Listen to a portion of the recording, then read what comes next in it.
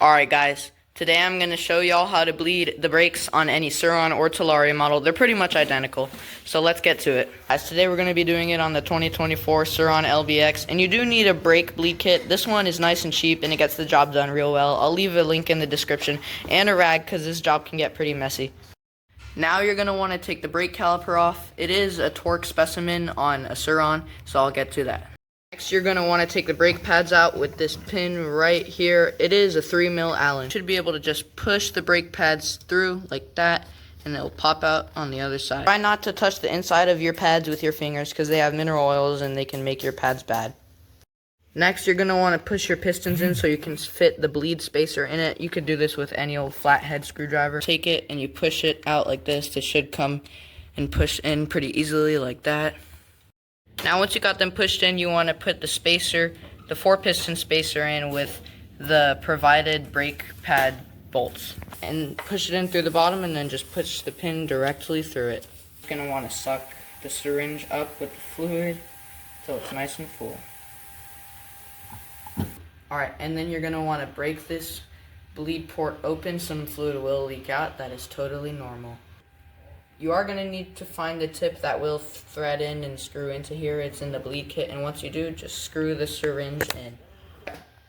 After you prepare the caliper, you're going to want to take this bleed port up on the handle off. It is a torque specimen, so just crack it open and have a rag handy because some fluid will leak out. Alright, now you're going to want to find the provided tip that will fit up here, and you screw it in. And then after you got that screwed in, you get the cup and you put it in because this is where all the fluid is going to accumulate. Now you're going to slowly push fluid through the syringe, up through the caliper, and all the way up to the top. You should see dirty fluid and some air bubbles coming up. It will help if you flick the brake line a little bit to get any stuck air bubbles out. Also, flicking the lever in and out will help.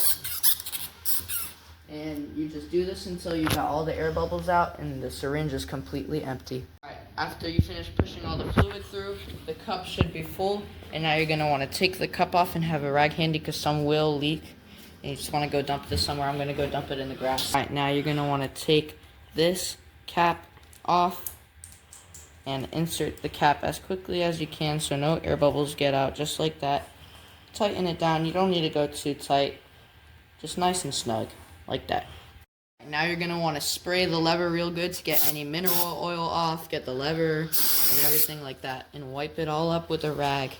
Right, now you're going to want to take this syringe off and try to get this screw in as fast as you can in the bleed port so you don't lose any air like that. Again, it's just an Allen key, and don't go too tight on this, just nice and snug. Now just like up front, you're going to want to spray it with contact cleaner real good and wipe it all up nice and good. Yep.